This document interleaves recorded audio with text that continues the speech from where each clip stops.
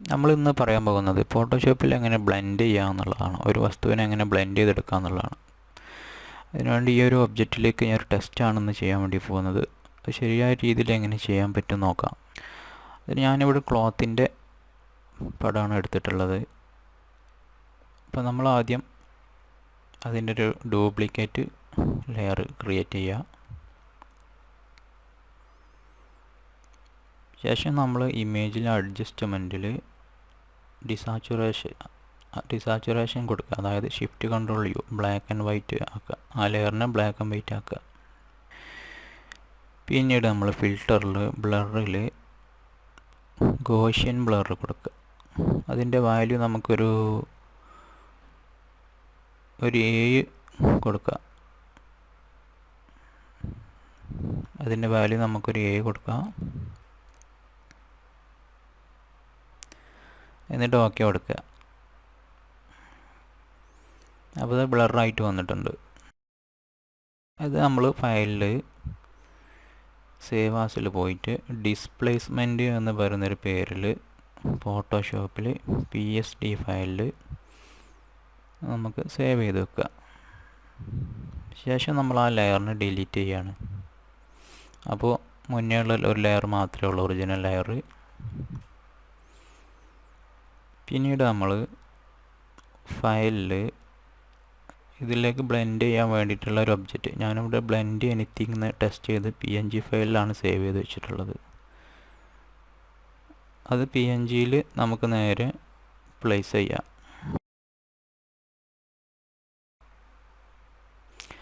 ശേഷം അതിലേക്ക് സൈസ് ചെയ്ത് കൊടുക്കുക. അത്യാവശ്യത്തിനുള്ള സൈസിലാക്കി കൊടുക്കുക.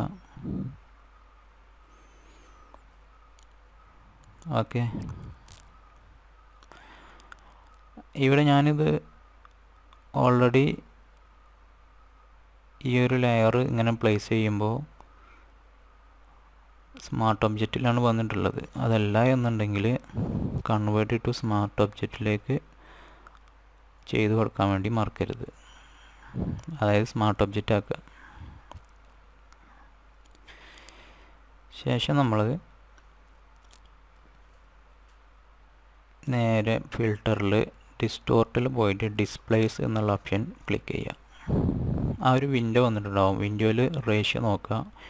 ഇവിടെ 10 ആണുള്ളത്. ഹൊറിസോണ്ടൽ സ്കെയിൽ 10 ആണ്, വെർട്ടിക്കൽ സ്കെയിൽ 10 ആണ്. അത് നമ്മൾ 20 ആക്കി കൊടുക്കുകയാണ് രണ്ടും. പിന്നെ താഴെയുള്ള 2 ഓപ്ഷൻസിൽ displacement map stretch to fit കൊടുക്കുക.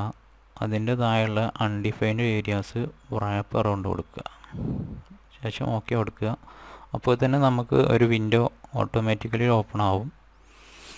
അതിൽ നമ്മൾ നേരത്തെ സേവ് ചെയ്ത് വെച്ചിട്ടുള്ള ഡിസ്പ്ലേസ്മെൻറ്റ് കാണാൻ വേണ്ടി പറ്റും. അതിൽ ക്ലിക്ക് ചെയ്തിട്ട് ഓപ്പൺ ആക്കുക.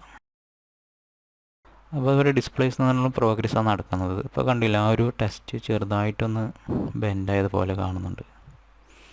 ഇന്ന് നമ്മൾ ആ ടെസ്റ്റിൻ്റെ ബ്ലെൻഡിങ് ഓപ്ഷൻസിൽ പോയിട്ട് ബ്ലെൻഡ് ഇഫ് ഗ്രേ എന്നുള്ള ആ ഒരു ഓപ്ഷനിലെ താഴത്തെ റോ ഉണ്ടല്ലോ, ആ റോയിൽ ഈ ഒരു ഐക്കണിൽ നമ്മൾ ക്ലിക്ക് ചെയ്യുക. എന്നിട്ട് റൈറ്റിലേക്ക് ഡ്രാഗ് ചെയ്യാണ് വേണ്ടത്. അപ്പോൾ നമ്മൾ സിമ്പിളായിട്ട് ഇങ്ങനെ ഡ്രാഗ് ചെയ്ത് കഴിഞ്ഞാൽ നമുക്ക് കറക്റ്റായിട്ട് കിട്ടില്ല. നമ്മൾ ഓൾട്ട് പ്രസ് ചെയ്തിട്ട്, ഓൾട്ട് പ്രസ് ചെയ്യാൻ മറക്കരുത്. ഓൾട്ട് പ്രസ് ചെയ്യുമ്പോൾ ആ 2 ഐക്കണിൽ ഒരെണ്ണം വേറിട്ട് കിട്ടും. ഓൾട്ട് പ്രസ് ചെയ്യാൻ മറക്കാതിരിക്കുക.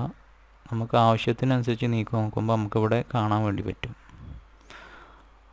ആവശ്യത്തിനനുസരിച്ച് മൂവ് ചെയ്യാം. നമുക്ക് ഇവിടെ പിക്ചറിൽ കാണാൻ വേണ്ടി പറ്റും, ആ പ്രീവ്യൂവിൽ. അപ്പോൾ അതിൻ്റെ എത്ര വേണം അതിനനുസരിച്ചിട്ട് മൂവ് ചെയ്തിട്ട് ഓക്കെ കൊടുക്കുക. അപ്പോൾ ഇങ്ങനെയാണ് ശരിയായ രീതിയിൽ ഒരു ബ്ലെൻഡിങ് ചെയ്യാൻ വേണ്ടി പറ്റുന്നത്. ഓക്കെ, ഇതുപോലെ പല ഒബ്ജക്റ്റുകളും ചെയ്യാൻ വേണ്ടി പറ്റും. നമുക്കിതൊന്ന് സൂം ചെയ്ത് നോക്കാം. കറക്റ്റ് കണ്ടില്ല, അതിൻ്റെ ആ ഒരു ക്ലോത്തിൻ്റെ ആ ചുളിഞ്ഞ ഭാഗത്തേക്കൊക്കെ കറക്റ്റ് ഒറിജിനൽ നമ്മൾ ചെയ്തതാണെന്ന് അറിയില്ല, അതുപോലെ കറക്റ്റായിട്ട് വന്നിട്ടുണ്ട്. ഇതുപോലെ പല ഒബ്ജക്റ്റുകളും ചെയ്യാം. ഈ ടെസ്റ്റ് മാത്രമല്ല, നമുക്കിതിൻ്റെ ബിഫോർ ആഫ്റ്റർ നോക്കാം. Before after. അതുപോലെ മറ്റൊരു പാറ്റേൺ ചെയ്ത് നോക്കാം. ഓക്കെ, അപ്പോൾ വീഡിയോ ഇഷ്ടമായാൽ ലൈക്ക് ചെയ്യുക, സബ്സ്ക്രൈബ് ചെയ്യുക, കമൻറ്റ് എന്തെങ്കിലും ഉണ്ടെങ്കിൽ അറിയിക്കുക. Okay, thank you.